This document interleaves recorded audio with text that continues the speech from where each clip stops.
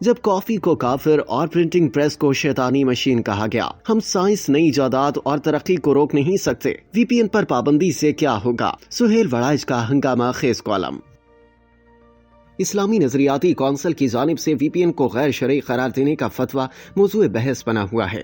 Social media پر اسلامی نظریاتی council کے اس فیصلے کو شدید تنقید کا نشانہ بنایا گیا۔ اس کے علاوہ معروف عالم دین مولانا طارق جمیل نے بھی اس فتوے کو غلط قرار دے دیا۔ سینئر صحافی سہیل وڑائچ نے بھی اپنے تازہ کالم کے لیے اسی موضوع کا انتخاب کیا۔ وہ لکھتے ہیں کہ وی پی این کو اسلامی نظریاتی کونسل نے غیر اسلامی قرار دے دیا ہے، حالانکہ اسلام اور سائنس کا سرے سے کوئی تضاد نہیں، البتہ علماء کا سائنس سے ضرور تضاد ہے۔ سہیل وڑائچ نے اس فتوے پر تنقید کرتے ہوئے ماضی کی چونکا دینے والی مثالیں پیش کی۔ انہوں نے لکھا کہ یاد کریں کہ ترکی میں گھڑیال کا تحفہ آیا تو اس سے بدعت قرار دیا گیا اور ولی عہد نے اسے چوراہے میں رکھ کر توڑ ڈالا، مگر آج ہر عالم دین نے گھڑی باندھی ہوئی ہے۔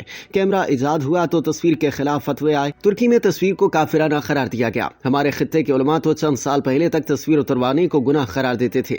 جماعت الدعوہ والے سرعام ٹی وی توڑ کر ثواب دارین حاصل کیا کرتے تھے، اب ہر عالم دین ٹی وی کی اسکرین پر جلوہ افروز ہونا باعث فخر سمجھتا ہے۔ سہیل وڑائچ مزید لکھتے ہیں کہ حد تو یہ ہے کہ کافی تک کو بھی کافر قرار دیا گیا۔ ترکی میں کافی پر فسادات ہوئے، بعد میں پتہ چلا کہ کافی تو مغرب سے آتی ہی نہیں، یہ تو افریقن مسلم ممالک سے آتی ہے۔ پرنٹنگ پریس کو 500 سال تک مسلم ممالک میں داخل نہ ہونے دیا گیا، ہاتھ سے لکھی ہوئی کتابوں سے کام چلایا جاتا رہا کہ یہ شیطانی مشین کہیں اسلامی آرٹ، خطاطی اور کتابت کو نقصان نہ پہنچا دے۔ پینٹ کوٹ پہننے، انگریزی اسٹائل کے بال کٹوانے اور لاؤڈ سپیکر تک پر اعتراضات کیے گئے، جواب بودے اور احمقانہ ثابت ہو چکے ہیں۔ کالم نگار کے مطابق سوشل میڈیا نے دنیا کے ہر ملک کو پریشان کر رکھا ہے، صرف تزادستان نہیں، دنیا بھر میں اس کی ہولناکیوں پر مضمون باندھے جا رہے ہیں۔ سوشل میڈیا کی سب سے بڑی خرابی نامعلوم افراد کو لوگوں میں خبریں پھیلانے کے حق کا مل جانا ہے، اور وہ جھوٹی سچی خبریں بغیر کسی تصدیق و توثیق کے چلا کر لوگوں کو گمراہ کر سکتے ہیں، جبکہ مین اسٹریم میڈیا کے اندر چیک اینڈ بیلنس ہے، حکومت کے قوانین ہیں، ہر میڈیا کمپنی کے اپنے ضوابط ہیں، اور پھر عوامی احتساب کا راستہ بھی کھلا رہتا ہے۔ سوشل میڈیا بے مہار اور بے لگام ہے،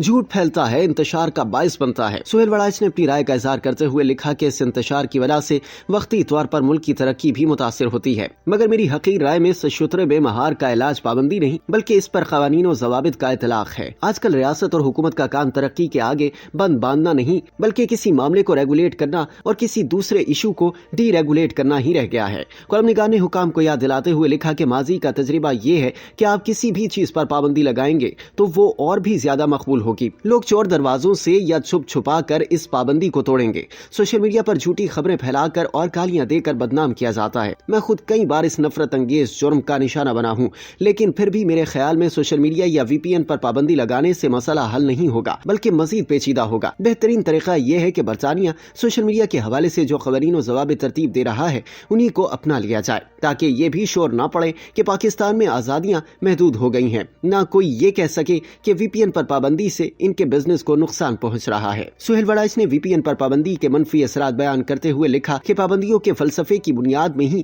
ایک خرابی مضمر ہے، اور وہ یہ کہ پابندی کی زد میں وہ بھی آ جاتا ہے جو کوئی غلط کام نہیں کر رہا ہوتا، اور وہ بھی آتا ہے جو غلطی کر رہا ہوتا ہے۔ فرض کریں وی پی این پر پابندی جاری رہتی ہے تو اس کی زد میں وہ بیچارہ بھی آ جائے گا جو اس جدید ایجاد سے ملک کے لیے لاکھوں کا زر مبادلہ کما رہا ہے، اور وہ شر پسند بھی اس کی زد میں آ جائے گا جو فتنہ و فساد پھیلا رہا ہے۔ ریاست کا فریضہ ہے کہ وہ ایسے قوانین لائے کہ انتشار پھیلانے والے پر پابندی لگے اور زر مبادلہ کمانے والے کو بھی سہولتیں ملیں۔ ہمارے جیسے ملک میں انتشاری تو پابندیوں کے باوجود چور دروازوں سے کام نکال لیتے ہیں اور بیچارے شریف کاروباری سب کچھ ہار بیٹھتے ہیں۔ کالم نگار نے وی پی این پر پابندی کی مخالفت کرتے ہوئے ایک مشورہ بھی دیا۔ سہیل وڑائچ لکھتے ہیں کہ امت مسلمہ کی گزشتہ 6 صدیوں کی تاریخ یہی بتاتی ہے کہ ہم نے نئی سوچ، نئی ایجادات اور نئے زمانے کے طور طریقوں کو مکمل طور پر مسترد کر دیا۔ حالانکہ جاپانی اور چینی معاشروں نے جدید دنیا کے تقاضوں کے ساتھ ساتھ اپنی ثقافتی اور مذہبی رسوم و رواج کو مطابقت دے ڈالی۔ ہمیں بھی اب پابندیاں لگانے کے بجائے نئی ایجادات اور نئی سوچ کو ریگولیٹ کرنے یا نظم و ضبط میں لانے کی ضرورت ہے۔ مسترد کرنے سے ہم سوشل میڈیا اور وی پی این کے فوائد سے بھی محروم ہو جائیں گے۔ ہم سائنس، نئی ایجادات اور ترقی کو روک نہیں سکتے، روکنے کے عمل سے ہم پیچھے رہ جائیں گے اور دنیا آگے نکل جائے گی۔